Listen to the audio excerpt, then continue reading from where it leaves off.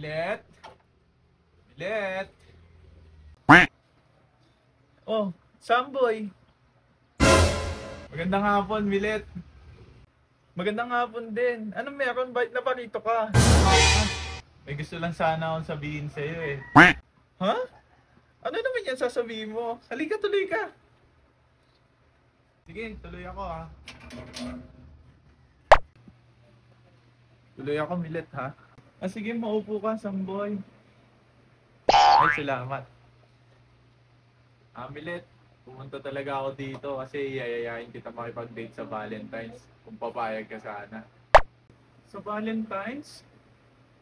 Bulaklak nga pala para sa'yo, Milet. Salamat. Kasi... Milet? Milet? Oh, sino yun?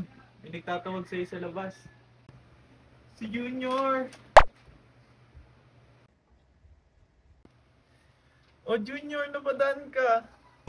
Oo, napadaan lang talaga ako para idaan tong paborito mong ice tubig. Eto, kunin mo.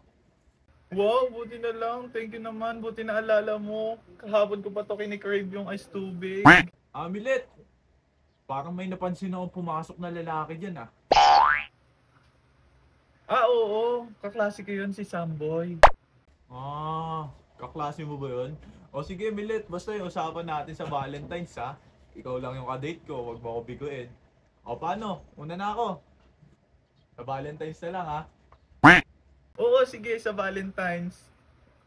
Ingat, Junior. Kamusta, Milet? Sino yung dumaan? Kababata ko yun, si Junior. Dinalayan niya lang ako neto paboritong ice tubig. Ano, Milet? Napag-isipan mo na ba kung pwede kita i-date sa Valentine's? Sa Valentine's? Oo, sige. Kahit mga 10:30 na lang tayo ng gabi, okay lang ba sa'yo? Oo naman, Milet. Kahit anong oras po, basta makasama kita. Ayos na sa akin yun. Sige, mga 10:30 tayo ng gabi, Samboy. Yun, excited na ako. Salamat, Milet ha. Paano? Una na ako. Sa Valentine's na lang. Thank you, salamat talaga, Milet. Excited na ako. Oo naman. Sure. Una na ako ha. Sige, mag-iingat ka po uwi ha. Hindi na kita ihahatid. Ingat. Ingat, Samboy. Paano kaya to? Dalawa sila i-date ko ngayong Valentine's. Bahala na.